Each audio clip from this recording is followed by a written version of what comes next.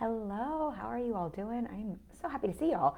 Missed you last week. We still had content go out. I recorded a coaching session. If you're not on my email list, we shared that. I will drop a link for that as well. So I wasn't live in the group because I wanted you to have a chance to get to listen and tune into that. I have such a tendency to want to bombard you with all the content, so I thought we would space that out. And I just actually, a client of mine yesterday was so sweet. She reflected how it feels so weird to say this. She was like, it was so genius. I loved it so much, and she was just telling me how beneficial it was to listen to that coaching session and to have that was something that she was just really tuned into. So I miss seeing all of you, but I'm really glad we got to share that. So if you missed that again, I will drop a link to my private podcast. It's in there as the last episode, where some of what we talked about today, I think, is actually a really great pickup from that in that coaching session. I feel like I've been gone for so long, even though we had that come out last week, because I was out of town this weekend for a cousins reunion, which I didn't even know was a thing, but I'm one of 15 cousins on my dad's side of the family. And one of my cousins had the great, brilliant idea. I'm just sharing this because I was so, if I'm really honest, resistant to, like, my life is very busy. I've got a trip at the end of this month. I was like, this is not a good time to do this, but organize this with the thought of, sadly, we generally only all get together.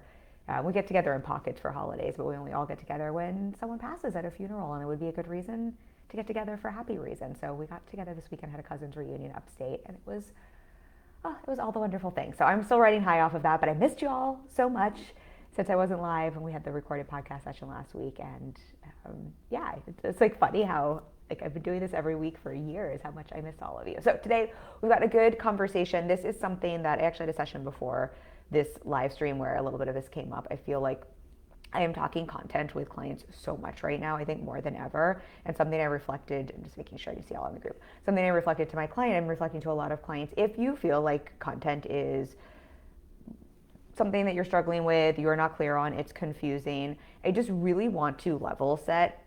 I think every single one of my clients, and this isn't just brand new clients, this is clients who are making multi-six, even at the 7-figure mark, are having questions around marketing, are constantly looking at this, are confused around content and marketing. So much has shifted in our online space, and so much continues to shift. What I shared with my client this morning is something I was telling other clients that was working for me just 3 months ago has already shifted, and it might again in 3 months. I think things are shifting faster than ever, which is also why, side note, mindset is so important, being able to be neutral, because if you're jacked up around all of this, it's really tough to neutrally look at what is and is not working.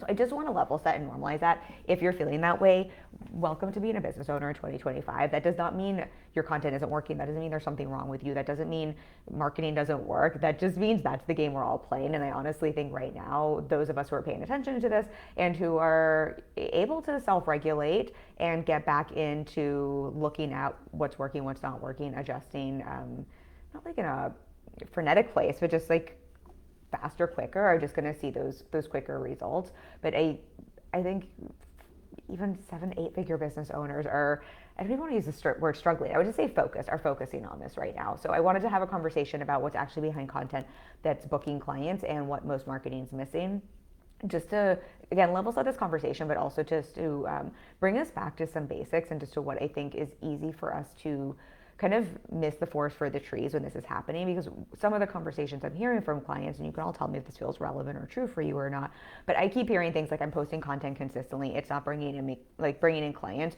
what am I doing wrong? I'm also hearing from some of my clients, particularly those who are business owners who work with other business owners on their content, on their copy, where they feel this pressure that if they're not making sales off of one post or off of the posts that they're putting out, that they're out of integrity, or that they're not doing things right, or that it makes them look bad, or that it means they don't know what they're doing. And so they're putting a lot of pressure onto a single piece of content or onto basically social media posts, because there are people marketing to the idea that just putting out a piece of social media content should be enough to bring in sales. And we're going to talk about that. There's so much nuance behind that. But the other piece to that, kind of bringing us back to the mindset conversation, is when there's so much pressure, on your content, it is also really challenging to get to a place of neutrality, to even see what's working and to look at the data and to be able to understand what's working. The coaching conversation that I recorded that you can listen to, a lot of what we talked about is looking at what's already working, and doubling down on that. Business will always give you those clues in that data, but it's also really tough to be in a place where you're going to be able to create the type of content that actually does convert. So I want to dive into all of that. I think for those of you who know me, you probably know this, but for those of you who don't know me, I'll say hi also, by the way, if you're here. If you have questions as we're listening now or on the replay, and a lot of you listen on the replay as well, feel free to throw questions at me. I want this to always be a dialogue and valuable for you. I'm happy to be an open book and to share whatever is valuable for you. But for those of you who don't know me, just to give context of where I'm coming from, I have been in business for March will be 10 years, so 9.5 years. I have been posting content consistently, I would say almost every day, original content for those 9 years, or at least weekly, but we've been posting original content. I have built my business off of content, and I have been fully booked. It's actually almost 7 years, but for at least 6.5 years with one-on-one clients. I have a roster. I only offer one-on-one. I have a roster of about 20 to 25 one-on-one clients. I have been fully booked. For the last 6.5 years, we just crossed, we're a little over 1.8 million cash in my business from one-on-one alone. And there are multiple factors, obviously, that go into that. I would never say it's one thing, and content has been a very, very big part of that. And my content is not perfect.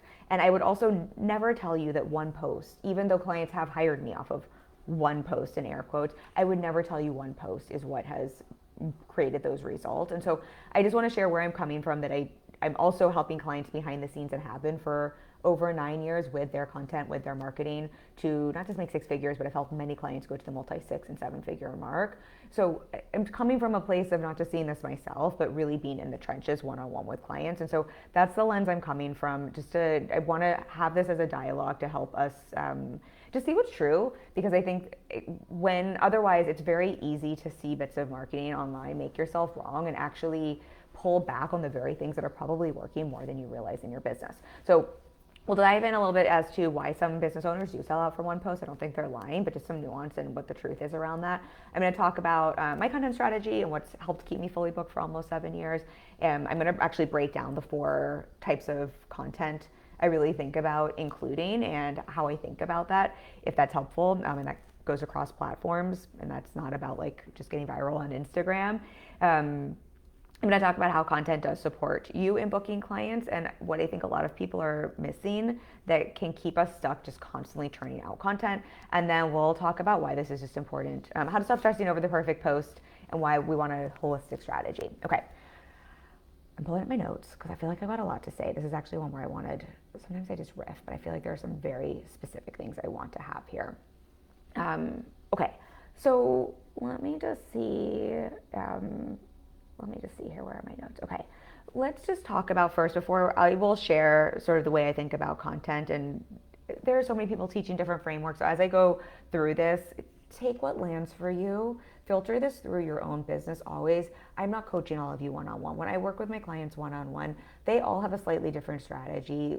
We take these principles and adapt it to them, what works for them, what works for their strengths, what works for their business. I have one client I was talking to the other day where honestly, we're not using a lot of content, and she is not booking, that is not where the majority of her sales come from. She does really well with relationship building. Her content really acts as almost like a confirmation bias for those relationships. And so I'm saying that here is I'm kind of giving a big picture here, a framework of how I think about this, how I'd be coaching clients around this.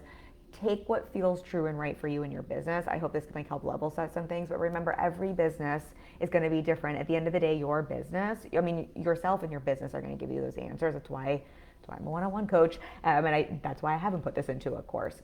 So I just feel like that's important to level set. What I want to talk about before we go into that framework a little bit is just going through why some content does convert from 1 or 2 posts, just so that we can see there's generally, there might be more, but there's 3 core reasons that came up for me around that, because I think that can also help us to understand when we're in that comparison as to well, why isn't this person says that they made all of these sales off of one post, and that I should be getting people begging in the link for in my DMs for the link, or whatever people are saying. I should be too. Why am I not? It can help you to understand why you might not be, and why you might not want to, or why you might want to, and what you can borrow from this or not. So the first thing here I think is just so important to remember is, I said this, if you listen back to the recorded coaching session, this is actually something that came up in that call. We were talking about the idea of gross marketing. And I don't think everybody does this intentionally to be gross. I think some people are really coming from a good place. And I think some people do honestly do this intentionally to be gross. But the truth is, if you are using certain marketing tactics where you are negging someone, where you are telling people what they're missing and that you hold all of the secrets. For example, if I had framed this masterclass or this mini masterclass, this live stream here, if I had framed this instead of saying like what marketing is missing, if I had made it seem like I have all of the secrets and I know exactly how to make you blow up from one post, that is a very sexy, alluring piece of marketing that speaks very directly to a pain point and speaks very directly to a solution. And it basically says, I have all the answers, I have all the secrets, and if you are struggling, I can basically make it go away. And it also is speaking to the pain point that we all universally have that is a hurdle for why people buy and invest, which is none of us want to have, I mean, let's be honest, our brains are wired to look for the path of least resistance, to conserve calories. So we're all looking, if we're struggling with something, it is very sexy and alluring for someone to say, hey, not only can I tell you what you're missing, and not only do I have the secret, but I have the secret that comes without any effort, that comes without any pain, that comes without having to do anything, that comes without any struggle, right? If I can tell you how with just one post, right? Like you shouldn't have to do anything. You should just have to post one piece of content. You should be making millions of dollars.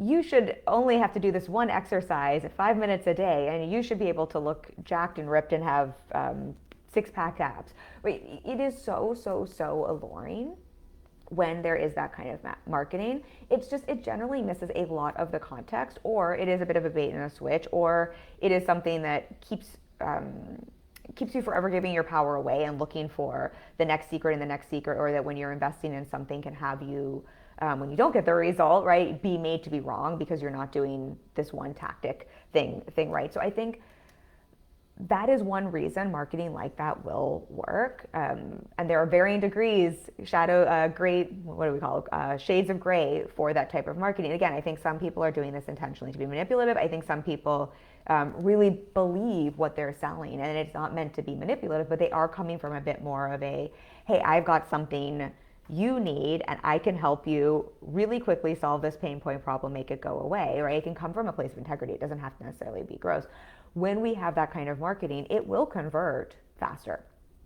That is just the case. But if you are someone, most of my audience, if you are someone like me who I'm happy to speak to certain things that feel very in integrity and true, and I want to give a lot of nuance. I want to give a lot of context. I want to be a little bit more realistic about what the journey is like.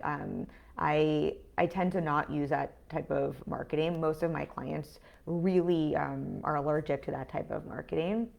Again, it's not all wrong or bad. There are people who do it, I think, beautifully, and it's very effective, and it can be. But if that is not what is going to feel good for you, you can either learn how to make that feel good for you and see you will get quicker responses from one piece of content, or we just have to level set that we're going to need a more holistic content strategy, and it probably is going to take a little bit longer, and we just can't expect one piece of content then to do all of the heavy lifting and to create a conversion, because generally speaking, it's that type of content that is going to convert from just one post. Let me know if this is making sense for you. Okay, I don't want to over talk on that, but I think that's just helpful to hear. I will say one more thing there. I think the other piece there is sometimes content that is very, it's designed to basically give people a really quick dopamine hit. That will convert really quickly as well. I think we just have to be aware and level set that all of that works, right? Marketing works. I always say like to clients, like marketing works. And it's sort of like I think I've said this before, but what is it, like the superheroes, the cartoons we used to watch where it's like, with great power comes great responsibility. Marketing is very powerful. With great power comes great responsibility. And so we have to be really mindful, I think, in an integrity and ethical as to how we wield that superpower that is marketing. And so it can be used for good, so to say, and it can be used for bad. And so I think we just want to be mindful of that and know that sometimes the path to really quick results is not always using our marketing for the best intentions. It can be, but that is one reason. If your content, one post is not converting, that might be the case. I would actually see that as a good sign. I'd also say, not, again, this is so broad stroke. There is marketing like this that is in integrity and calls in really great people. And a lot of the time, this type of marketing is also going to call in people who are a bit more disempowered, who are feeling a bit more desperate, who really are looking for the secret, who are looking for a guru. And depending on the type of work you do, right, that can be very challenging to work with these types of clients who are like, please take all my power. And you're like, but actually, I want you to take all of your power. I don't have all of the secrets. So I think there's just so much nuance there we want to be mindful of.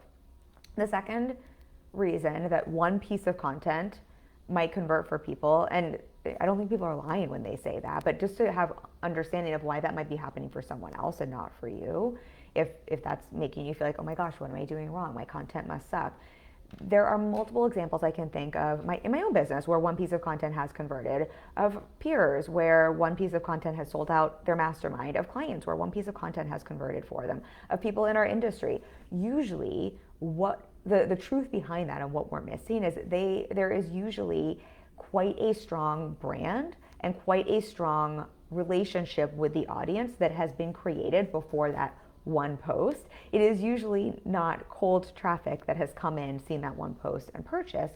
It is usually someone who has been nurtured, or if they do come in cold, there is enough other content, so it's not one post doing this, to build up that relationship.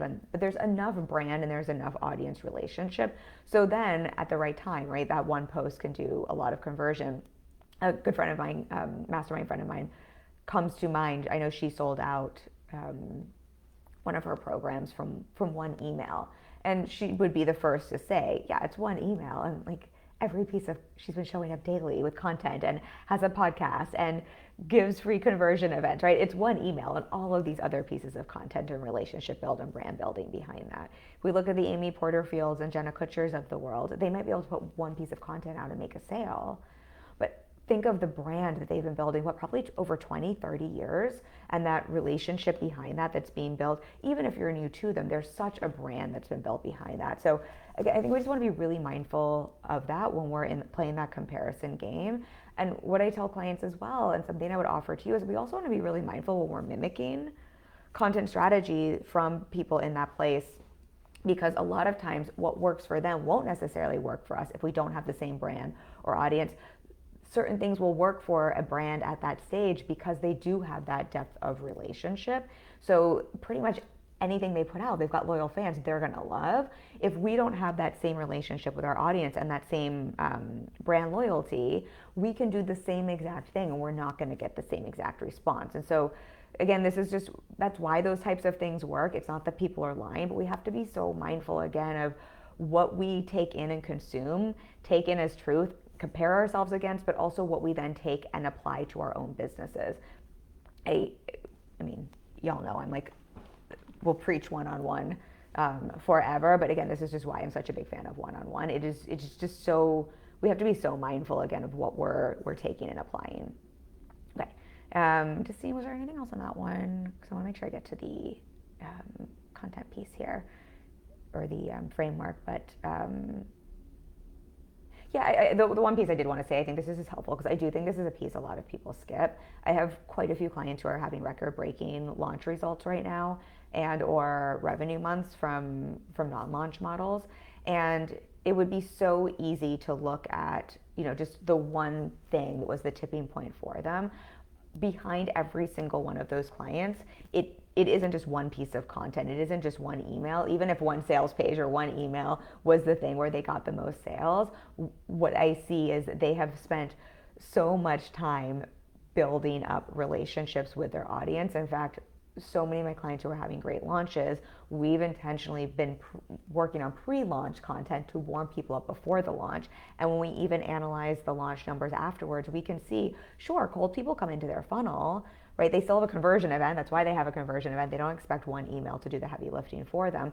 But we can see that, yes, cold traffic will convert, but it is their warm traffic that's already been pre-nurtured that is converting at a much, much higher percentage. So again, this is why people have conversion events. This is why people have podcasts. This is why people do spend so much time nurturing their audiences before having one sales post do all of the results for them. I know everybody knows this, and sometimes it's just helpful to have it reminded, because then again, there's marketing speaking to the opposite and telling you you're doing it wrong.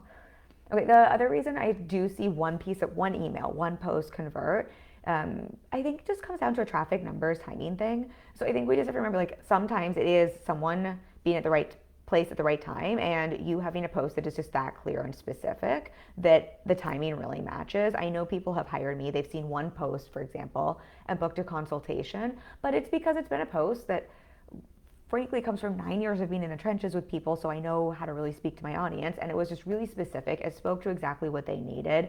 They were looking for a one-on-one coach, right? There was just enough in that I was like, let me check this person out. I would say usually they probably go consume some of my other, I have hundreds of live streams and podcasts at this point, like hundreds and hundreds and hundreds. So I would argue it's not even one post, but yes, sometimes that timing can work out really well. And then it just happens to be a right fit, right? If your content is doing its job, it is calling in the right people. So that can absolutely happen. Just like if you have enough traffic, there's just going to be a percentage of people that are in the right place at the right time where they will convert.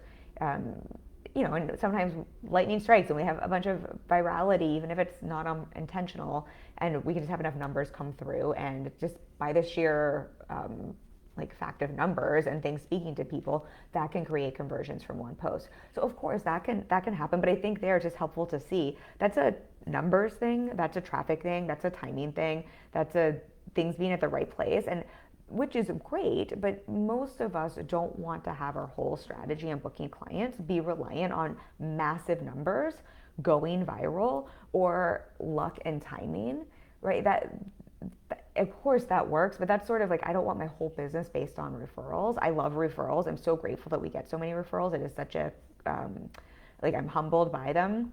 And I get wonderful clients from referrals, but if that is all I'm relying on, like, that's a lot that I can't really control. And so here again, there's nothing wrong with that. I'm so glad when the timing works out. I'm always working on bringing new traffic, right? The numbers always help. Like, that's something with my clients who are in more traditional launch models where the numbers matter. That is something we're focusing on. But if that is all we are using to have our content, or if that is the only reason your content is converting, right? We are kind of hoping on like luck and like magic in a bottle. And I don't think that is a very sustainable place for most of us to run our businesses from, or a really reliable place for most of us to run our businesses from, which is why for most people, again, this is not one size fits all, but for most people, having a more holistic marketing framework does tend to work best. And that's more the way I like to think about creating content. So we're taking the pressure off of any one piece of content, and we're seeing this as a holistic framework that is taking people on a customer journey. I teach this in my masterclass, the consistent client system. I'm going to give you sort of like the content version of this, but having that more holistic customer journey with varying touch points, with varying depth of touch points that are taking people on a strategic journey from stranger to getting to know you, to being ready to work with you and right fit client. And I find, again, for most of us who aren't, even if it's in integrity, who just don't have I don't know, the bro marketing balls to speak to certain things, and who want a certain type of client who really is in their power, and who value some of those different types of relationships with your clients. I think this is usually the type of approach that feels best and tends to work best and convert best. So with that, I'm gonna see if I have any questions. Okay, I don't see any questions, but if you have any, drop them in the comments. I also know sometimes I see the comments like way after. Facebook is really weird. Sometimes it shows me like no one's here, and then I have like a bunch of comments afterwards. So if I don't see your comment and you're leaving it, I will circle back and make sure I leave that response for you. And same if you're listening on the replay. I want to talk about this in two ways for you. So I'm going to talk about the 4 types of content and how they work holistically together. This is how I'm thinking about content that I'm sharing. And this can also, I'm going to talk about the 3 things that really your holistic strategy needs, so you can figure out what type of content you need most and what to focus on to plug in those holes. And then we'll just talk a little bit about the depth, the nuance of those. So you can just start to think about, oh, let me take the pressure off of one piece of content. No one piece of content has to do the heavy lifting, but this is a holistic journey. The same way I always think about my relationship with my husband.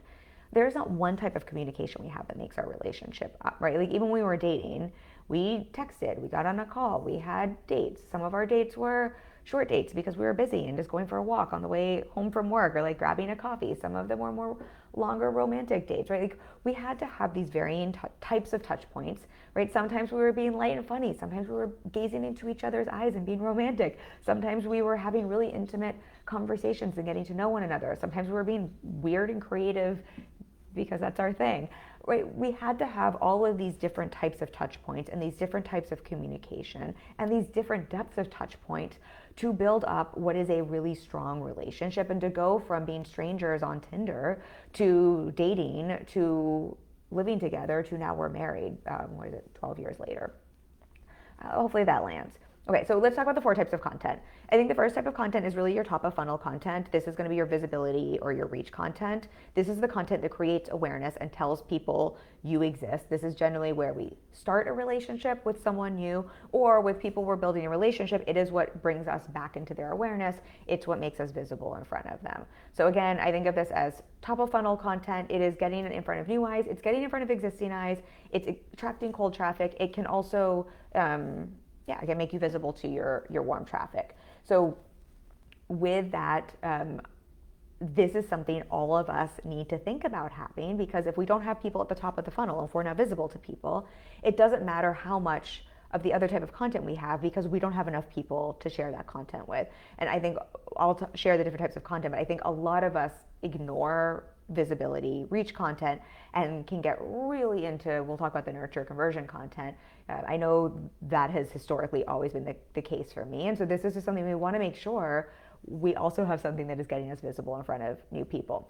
This is, for example, that ad from that coaching guru who's telling you that you should be able to sell off of one piece of content, which is so funny that they're selling an ad that is a piece of visibility content that is going to bring you into a funnel where they teach you, right? They're going to give you a bunch of different types of content to build out a holistic journey, which is then not selling off of one piece of content. Sorry, I can't help myself there. So this is a reel of yours that really speaks to something that is a universal struggle. This is a Facebook ad. This is when you share a hot take that kind of blows up and goes a little bit more viral. This could also be something, it doesn't have to be a small piece of content. This could be something visibility wise, awareness wise. This could be when you get on a podcast as a guest on a podcast, or you do a collaboration, or let's say you do more traditional PR, right? That is going to be your top of funnel visibility awareness content. Okay, the second type of content we have is, again, this is the way I think about it. Other people teach this different ways. Take what works for you. I just find this is helpful in my brain to make sure, and when I'm looking at clients and we're like, where's the gap in their funnel, in their customer journey, this is what I'm thinking about. So the second type of content is connection content. So this is more trust building. This is, the purpose of this is to build trust in a relationship, to build that relatability, to let people know who the person is behind the brand. It is essentially building that brand and that trust. I know there are people out there teaching that like no one needs relatability content, like no one cares if you're relatable or not, and I think that's actually just really great marketing, quite honestly.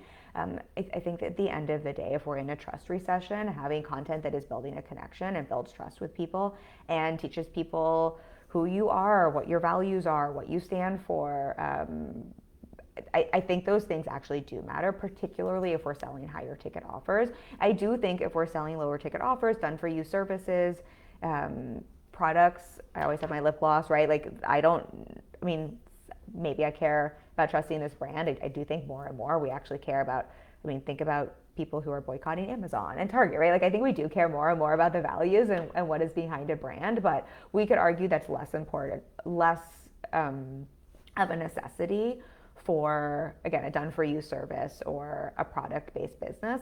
That being said, if you take a look and you study the big companies and big brands who are selling more of a commodity or more of a product or more of a done-for-you service versus something like one-on-one coaching or group coaching or a mastermind where that relationship and understanding who that person is matters so much, I think you'll notice I'm always interested in what are those big brands doing. Their marketing is really building connection as well. It is very values driven. It is very personality driven. It is very lifestyle driven. So I don't know. I don't know that I think we're going into a time, especially with AI and especially with the lack of trust everywhere, and especially with what's going on politically in the US, but also globally. I think in my opinion, from my perspective, from what I've seen, I think this is actually quite an important pillar of your content.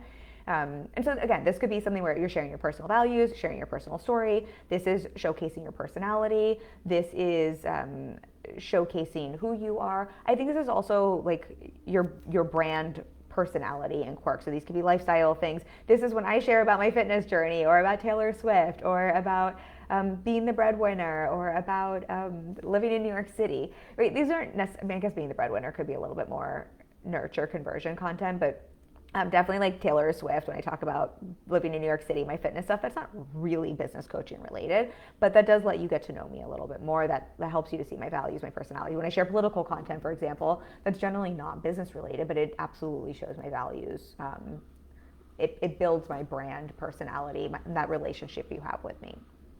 Wait, so the third piece of content, let me know again, questions on any of this. The third piece of content I'm thinking about in that holistic strategy is nurture or thought leadership content. So this is content that is going to help create a belief shift in your audience, and I think this also builds trust. So I think it's doing both of those things. So this is content that is designed to warm up your audience. So we have the connection content. I think these overlap. A lot of these pieces of content can have more than one of these pillars.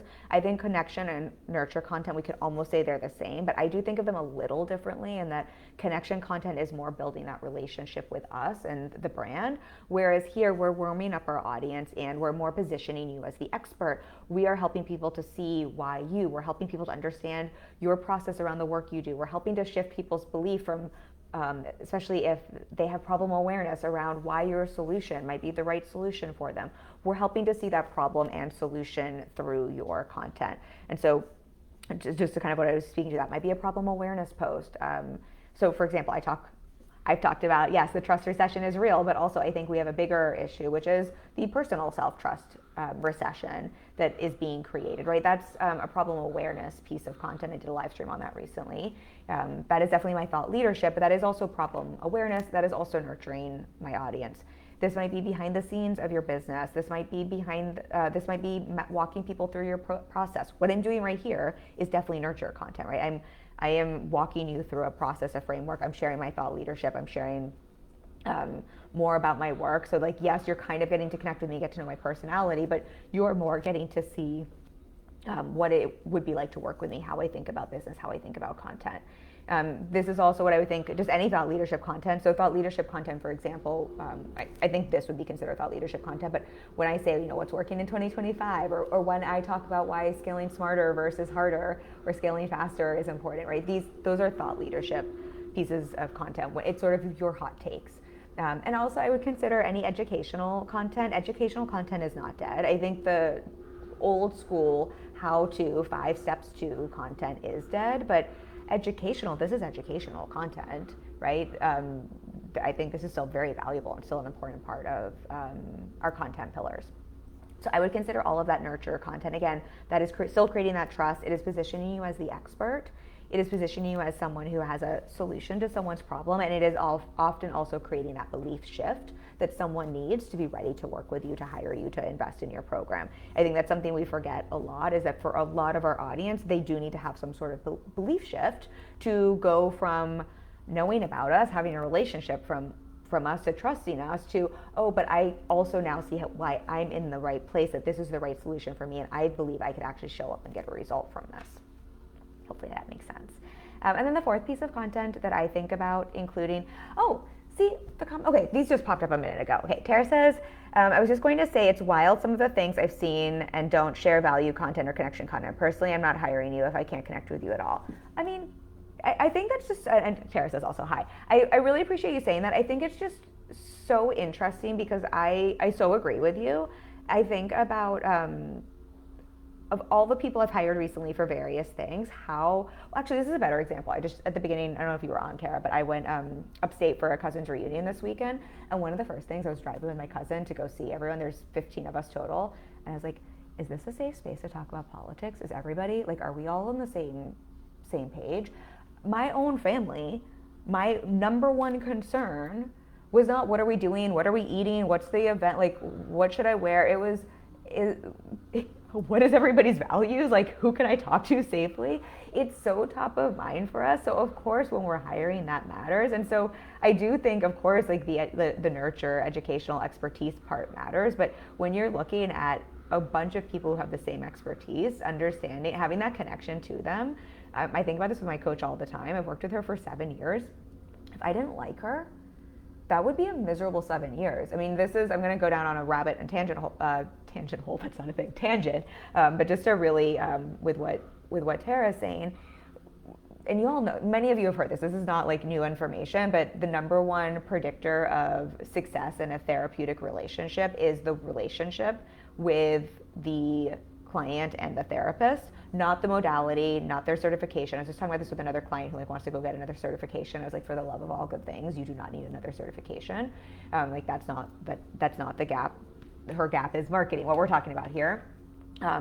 But it is that relationship piece. That is when I think about my clients, yes, I'm great at what I do. I have a lot of experience. I do think I'm actually very skilled at what I do, and the number one thing I'm focusing on with my clients is the relationship I'm building with them. I want to create a container. I know I can't make it 100% safe, but I want it to feel safer. I'm creating a container where I want to build a relationship with them because I know that is the number one determiner for how much they lean in and for the results they get out of our container. That more than me helping them with their data and marketing strategy and sales strategy and looking at webinar slides, which I'm fucking great at.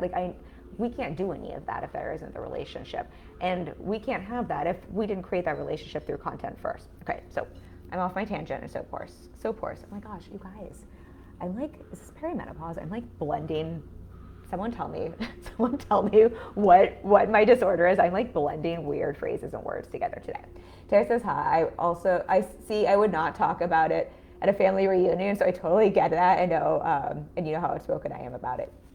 Yes, well, I, Tara, unfortunately, do not know how to keep my mouth shut when I feel really strong and fired up about things. It's one of the things that makes me a great coach. I will always reflect exactly what I'm thinking. So I needed to know where I needed to be extra mindful or go put food in my mouth. But luckily, I was, and then I will bring us back to the content topic. I was so happy to know all 15 of us are on the same page politically. So it was a great place. I got to get some ranting and raging and good conversations out.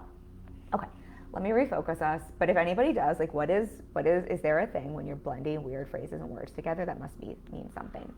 Okay, let's talk the fourth piece of content here is conversion content. And so this is what we think of more as inviting people into the sale or into that next step. So this is next step or decision-making content. Now, conversion content is also what is helping people to take that next step. It doesn't necessarily have to mean it is just a sales post. It might be content like a client case study or a personal case study. Like, for example, when I shared about a client who had 28K cash in 30 days and I walked through that, right? That is going to be more conversion.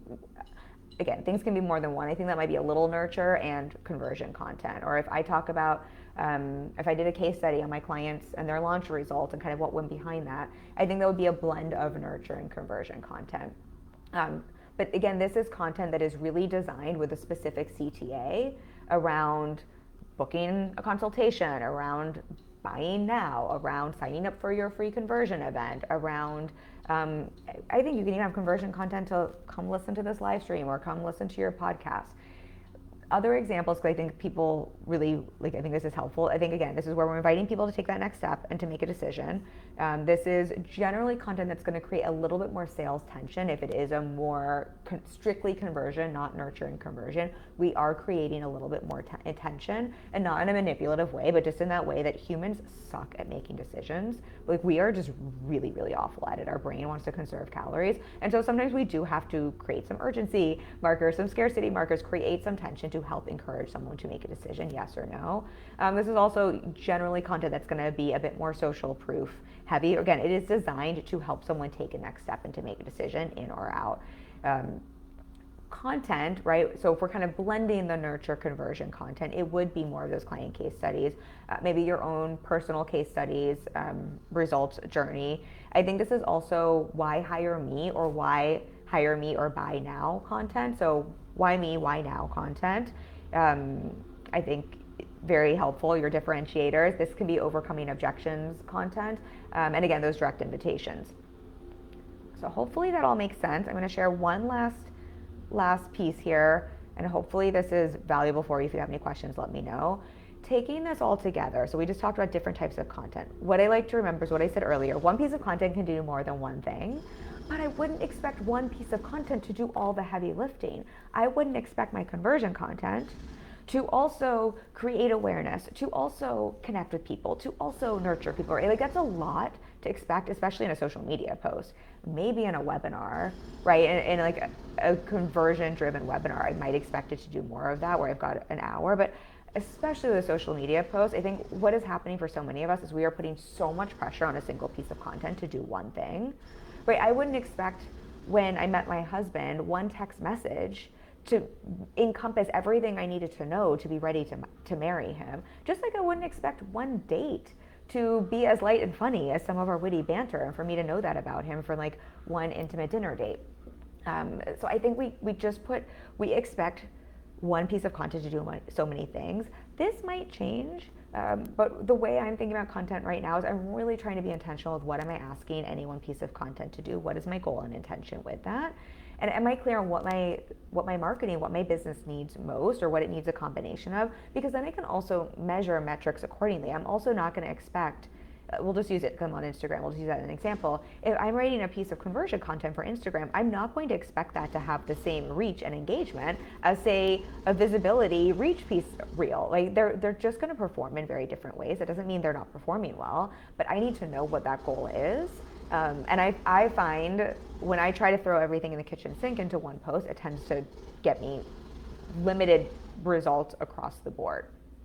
The other nuance here, when we're talking about a holistic content strategy, that I like to remind clients is, remember, each of these pillars can not only be expressed in different formats, they can also be expressed in varying depths. And we need varying depths of touch points. So we need both multiple touch points and varying depths of touch points to create a holistic customer journey and relationship with someone.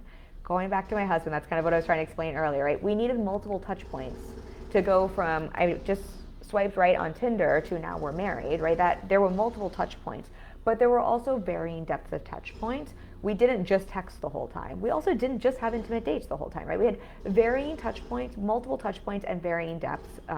Sometimes it was a light conversation. Sometimes I gave him a quick phone call. Sometimes we had a weekend together. Sometimes, like, we needed those different, like, that is what, those different touch points and those varying depths is what created that relationship, that know, like, and trust, right? That turned from stranger to now we're married. It's the same for your clients, and everybody's obviously going to have a different customer journey, and depending on the price point and what your offer is, that customer journey on average is going to look different. But we want to remember those different depths as well. So going back to those 4 pillars, if you have the visibility and reach content, a light touch point, a light depth might be that reel that introduces someone to you for the first time, or a Facebook ad, or a different ad. A deeper touch point might be that podcast guest interview or that collaboration. Both are creating that visibility, that awareness. One is a lighter touch point, one is a deeper touch point. With connection, if we go back to the connection, a lighter touch point might be an Instagram story that I share about wearing these bracelets because I have been trying to embrace my inner child more and give her what she wants, right?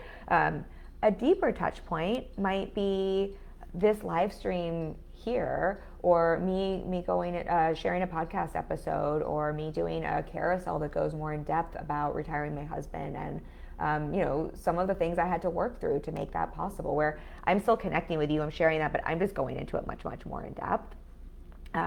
Okay, so you're seeing I could go through all of these here, but the point is we need those different depths of touch point. And so what I see happen for us so often when we're saying I'm posting a lot and content isn't converting for me, or I'm expecting one post to convert and it's not, oftentimes it's because of one of two things. Either we are missing a type of content, right? We don't have that holistic strategy, or we only have surface level touch points, or we only have deep level touch points, right? We don't have that combination that is creating that relationship. If all I did was rely on my Instagram post or my post in this group to book clients, I would book clients. I would book far fewer clients. I do not think I would be fully booked. I do not think that I would have 20 to 25 clients. Or it'd be a really long time in between, right? Of course, I get clients from posts alone, and I also have deeper touch points here, like this live stream, like my conversion events, like podcast episodes, right? I need that combination and those different ways for people to connect and deepen the relationship and trust with me. So I think together, again, that forms your full holistic strategy and that full buyer customer journey, taking people from awareness, right, visibility, they didn't know you, they're a stranger, to building that trust, to shifting beliefs and helping people to understand why you, to that decision making conversion stage. And so each of those pieces of content can be more than one thing. It's not like you again, nurture could also be conversion. We can have more than one thing there, but we do need those varying types of content and those varying depths. And together, that's what really allows your content to convert into clients the most effectively, the most reliably, the most consistently. I'm going to share one last quick thought here, but just because I know I might lose some of you because this gets, I always go a little long. This is, I teach this, what we're talking about here, this framework more in the Consistent Clients System Masterclass, but this month I'm teaching the fully booked method. So I'm walking through the one strategy that I used to get fully booked and stay fully booked. I got fully booked 6.5, 7 years ago, and I've been fully booked with 20 to 25 one-on-one high ticket clients since. And most of my clients renew and work with me for years and years and years. In fact, I think we've had 100% renewal rate the last 2 or 3, maybe the last 2 months. And that includes clients who have renewed for a year at a time and who have renewed for me with 5 or 6 years. So I'm sharing kind of the front end of the marketing in that masterclass. I'm going to talk a little bit more of how you start, once that marketing starts working, right? It's not just the content. What do we do in the back end? I'm going to walk you through my process in terms of how I got fully booked. It's one simple strategy. I would love to have you join me. I will drop a link for that. That's at the end of this month. I think it's in about 2 weeks. And when you sign up, you'll also get entered to win a free VIP one-on-one strategy session with me. I haven't had an opening in a second, so it's a great way to have a call and a session with me. And you'll get a bonus playbook to take the strategy we're walking through, apply it, and personalize it to your business so you can put it into action for quicker results. So that is coming up again at the end of this month. I will drop a link for that. I just want to share that because otherwise I have a tendency. I'm not always the great at giving my own advice. I sometimes forget to market my own things. So last thing I wanted to close with here is the reason this is so important to know, what I like to support clients with and what I'm always looking at with clients when we're problem solving their business. And this is forever. This is what I'm doing in my own business because things are always in flux. And when we solve one problem in our business, then things in the industry change or things change in our business needs something different. I like to remember this holistic strategy, it works if you work it. And I like to remember that what we're always trying to do and what a holistic strategy is always trying to do is looking at 3 things. It's starting new relationships, it is nurturing existing relationships, and it is having a way to convert those relationships into clients. And so we just always need to make sure, if we're looking at why is my strategy not working, why is my content not working, it is so easy for us to get so granular and to look at why is this single post not working, why does this hook suck, why did I not go viral, why was this one post, did this one post not bring me clients, right? We can get so micro, and sometimes that is helpful. I will go slide by slide with a client and edit their webinar slides. I will go down through every line of their landing pages because it can really matter if you're in a course launch, right? Of course, sometimes going micro really does matter, but those micro shifts don't matter if we're also not looking macro at, do we have all of these pieces in a holistic strategy, and do we know at any given time where the gap is and where the biggest opportunity for us is? Meaning, if we know we need a way to start new relationships, that's your awareness and visibility. We need a way to nurture, so that's the connection and nurture content. We need a way to convert. I'll use myself as an example. I have historically been great at the nurture and great at conversions. I have like a 97 point something % sales call conversion rate. I've got nurture content out the wazoo. Like you could just go spend the next 3 years listening to my nurture content, right? I don't have a problem there. So if I'm ever looking at what is the opportunity in my business, it is so easy for me because I love nurture content. I I love to give to y'all. It is one of my love languages, right? It would be so easy if I wanted to book more clients, be like, well, let me just go create some more live streams. Let me just go create another podcast. Let me go create some more nurture content. Except for if I look holistically at my strategy, I can see those really aren't the gaps in my strategy. Probably the place, if I've got a ton of nurture content, I'm really great at conversions, someone gets on a call, those probably aren't the biggest opportunities for me. It probably is more starting new relationships and having more top of funnel content to bring people through the nurture and conversion content, which is why I focus, this is why you should not copy other people's strategies and businesses, because your business might have a different opportunity. But it's why we started playing with ads. It's why I focus a little bit more on Instagram with some of those reach reels, because for me, that's the biggest opportunity in my business, especially when we're looking at, I'm more looking long-term at future-proofing my business at this point. If I was going to get ready for a launch, for example, right, it might be different, right? I would want to look at, do I have the numbers here, or do I need to go out to get the numbers for the traffic? Or maybe, do I have the numbers here, but maybe I haven't been as great at nurture. One of my clients, it is wild to me how she's been turning her launch numbers around. She came to me struggling with launch numbers, and she's killing it right now. One of the many things we looked at quite a lot in her strategy, but one of the things we looked at is she had great starting new relationships. She had great traffic, but there was really an opportunity on the nurture side of things before she went into the conversion event.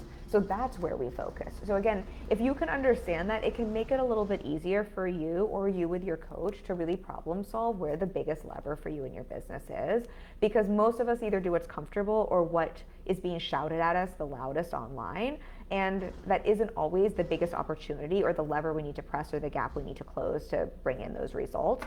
But it is generally that we need all three of those pieces. So that can just be an easy way. I know I've shared this before on live streams, but it's just been so coming up for clients recently. I thought it would be helpful just to spell that out one last time. Okay, I think I'm gonna wrap this up here. I'm just seeing if there is anything else on my notes. I think that is everything. If you have any quick questions, I will just recap by saying thank you for being here. But just a recap reminder that it is a lot of pressure to expect one piece of content to do all the heavy lifting for you. When people say that they are booking clients off of one piece of content, I don't think they're lying. I've definitely had that happen, but there's so much nuance behind that and why that happens, and I think it's so important to see that. As another reminder, I would just be so mindful of looking at what's working for other people and applying that to your business, because it is so specific and there are so many nuances. It's really easy to look at someone who has a different problem or gap to solve. And so what they're doing is working for them, or they're trying to figure it out. So many people are trying to figure it out right now, and that's not wrong or bad. It's just because things are shifting so quickly. And to get yourself in hot water, your business will always tell you the answers. And if you just come back to, okay, my strategy is just always going to need traffic. I just always need to start new relationships and have a way to get traffic and get visible and start those new relationships. I always need a way to connect and nurture those relationships, and I always need a way to convert. If I can look at this, I just need to make sure I'm always checking those boxes, or see where is the first weak link here, where's the weak link that I can improve. That's always going to give you some insights in terms of what kind of content to lean into more, what your strategy needs to bring in more clients. All right, I hope that was valuable for you. I would love to have you this month for the Fully Booked Method. I will drop a link for that. Again, I'm going to walk through the one strategy, and truly, this is the one strategy I still use today that has helped me to get and stay fully booked. I think it is, it's pretty much the simplest strategy you can use. It is not marketing strategy, it is sales strategy, so we will be talking through that, but I know people are so resistant to sales, so show up anyway. I promise it is very simple, and I have just seen it work tremendously well, so I hope to have you there, and then I'll be back next week with another live stream for y'all. I love you all so much. If any of you are looking for one-on-one support, I should probably say this. I don't have any availability right now. I might open up a strategy intensive next month. And I might have a spot opening up. We have to see who's up for renewals. We might have a spot open up in November. So I will drop a link for a free coaching consultation. It's a great time to chat with me about those future openings. Again, I probably will open up a strategy intensive in October. And then I think I might have a spot open up in November. So definitely book a call with me if you're curious about what it would look like to work together. I would love to support you, whether that's booking your first paying client or scaling to $1 million. I help clients at every stage in between on both the mindset and strategy side of things. All right, I love you all so much. I will see you next week.